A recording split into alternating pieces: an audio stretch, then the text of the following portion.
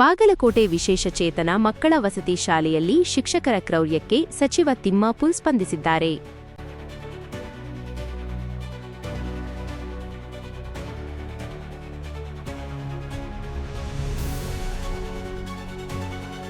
Navanagar sector 54ರ ದಿವ್ಯ ಜ್ಯೋತಿ ಬುದ್ಧಿಮಾಂದ್ಯ ವಿಶೇಷ ಶಾಲೆಯಲ್ಲಿ ಶಿಕ್ಷಕ ಅಕ್ಷಯ್ ಇಂದುಲ್ಕರ್ ಮತ್ತು ಪತ್ನಿ ಮಾಲಿನಿ ಬಾಲಕ ದೀಪಕ್ ರಾಠೋಡ್ಗೆ 16 ಬೆಲ್ಟ್ ಪೈಪ್ನಿಂದ ಹೊಡೆದು ಕಣ್ಣಿಗೆ ಖಾರದ ಪುಡಿ ಎರೆದಿದ್ದಾರೆ.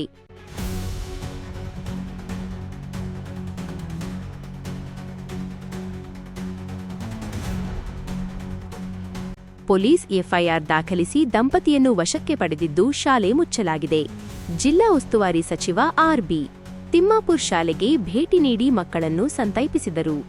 ಯಾರೂ ಹೆದರಬೇಡಿ, ಆರಾಮವಾಗಿರಿ, ನಾವು ನಿಮ್ಮ ಜೊತೆ ಇದ್ದೇವೆ, ಸರಿಯಾಗಿ ಊಟ ಮಾಡಿ ಎಂದು ಹೇಳಿದ ಸಚಿವರು ಡಿಸಿ ಸಂಗಪ್ಪ, ಮಹಿಳಾ ಮತ್ತು ಮಕ್ಕಳ ಕಲ್ಯಾಣ ಇಲಾಖೆ ಸಿಬ್ಬಂದಿಗೆ ಮಕ್ಕಳ ಸುರಕ್ಷತೆಗೆ ಸೂಚನೆ ನೀಡಿದರು. ಮಕ್ಕಳನ್ನು ಸುರಕ್ಷಿತ ಸಂಸ್ಥೆಗಳಿಗೆ ಸ್ಥಳಾಂತರಿಸಲಾಗುತ್ತಿದ್ದು ಘಟನೆಗೆ ಜನರಲ್ಲಿ ಆಕ್ರೋಶ ವ್ಯಕ್ತವಾಗಿದೆ.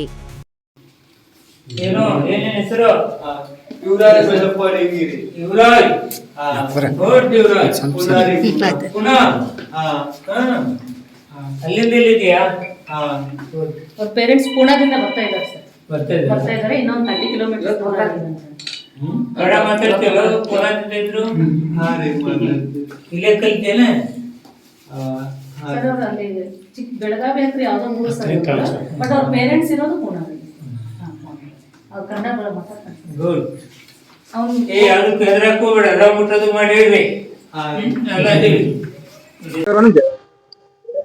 ಇವತ್ತು ರಾಜ್ಯವೇ ತಲೆ ತಗ್ಗಿಸುವಂಥ ಒಂದು ಘಟನೆ ಬಾಗಲಕೋಟೆಯಲ್ಲಿ ಜರುಗಿದಂಥದ್ದು. ಬುದ್ಧಿಮಾಂದ್ಯ ಮಕ್ಕಳ ಶಾಲೆ ನಡೆಸುವಂಥ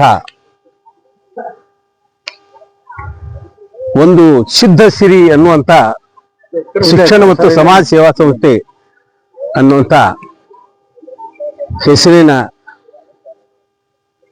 ವ್ಯವಸ್ಥೆಯಲ್ಲಿ 3ನೇ ಅಂತಸ್ತಿನಲ್ಲಿ ಸುಮಾರು 40-45 ಸರಿಯಾದ ರಿಪೋರ್ಟ್ ಬರಬೇಕಾಗಿದೆ, ತೆಗೆದುಕೊಳ್ತಾ ಇದ್ದೇವೆ.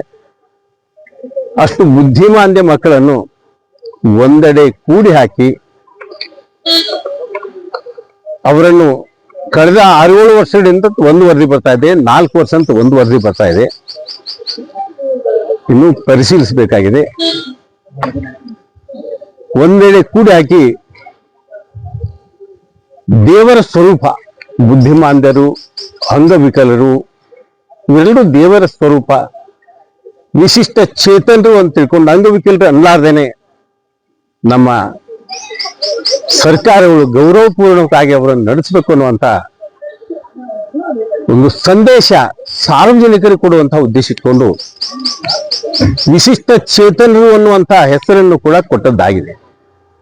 ಇಂಥ ನಾಗರಿಕ ಸಮಾಜದಲ್ಲಿ, ಸಂವೇದನಾಶೀಲ ಸಮಾಜದಲ್ಲಿ ಬಾಗಲಕೋಟೆಯ ಆ 3ನೇ ಅಂತಸ್ತಿನ 54ನೇ ಸೆಕ್ಟರ್ನಲ್ಲಿ ಬುದ್ಧಿಮಾಂದ್ಯ ಮಕ್ಕಳಿಗಾಗಿಯೇ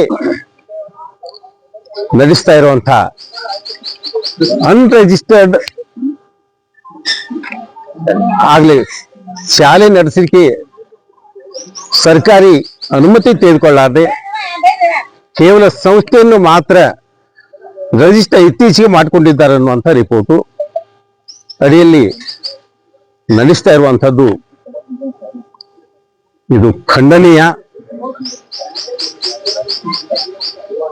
ಈಗ 2 ತಿಂಗಳು 3 ತಿಂಗಳಿಂದ ರಿಪೋರ್ಟ್ ಅನ್ನುವಂಥದ್ದು ನಿನ್ನೆ ನಾವು ಟಿವಿ ಮಾಧ್ಯಮಗಳಲ್ಲಿ ದೊಡ್ಡ ಪ್ರಮಾಣದಲ್ಲಿ ನಾ ಎಲ್ಲ ನೋಡಿದ್ದೇನೆ. ಅನೇಕ ಮಾಧ್ಯಮ ಸ್ನೇಹಿತರು ಕೂಡ ನನಗೆ ಅದರ ಫುಟೇಜ್ಗಳನ್ನು ಕಳಿಸಿಕೊಟ್ಟಿದ್ರು. ಆ ಮಕ್ಕಳನ್ನು ನಡೆಸಿಕೊಳ್ಳುವಂಥ ರೀತಿ ಅತ್ಯಂತ ಅಮಾನವೀಯ, ಕಟುಬರ ಸ್ವಭಾವ. ಕಟುಬನಿಗೂ ಕೂಡ ಆ ಪ್ರಾಣಿ ಹಿಂಸೆ ಮಾಡುವಂತಹ ಸಂದರ್ಭದಲ್ಲಿ ಒಂದಿಷ್ಟಾದ್ರೂ ಕಿಂಚಿತ್ತಾದರೂ ಕರುಣೆ ಬರುವಂತಹದ್ದೇ. ಈ ದೇವಸ್ವರೂಪಿ ಮಕ್ಕಳ ಮೇಲೆ ನಿರಂತರವಾಗಿ ಎಷ್ಟೋ ಸಾರಿ ನಡೆಸಿದಾನೋ ಗೊತ್ತಿಲ್ಲ ಆ ಪ್ರಾಣಿ, ಆ ಮನುಷ್ಯ, ಅವ ಗಂಡ ಹೆಂಡತಿ ಅಂತನ್ನುವಂಥದ್ದು. ಮನುಷ್ಯ ಅಂತ ಹೇಳಿಕ್ ಸಾಧ್ಯ ಇಲ್ಲ, ನಾವು ಒಬ್ಬ ಮೃಗ.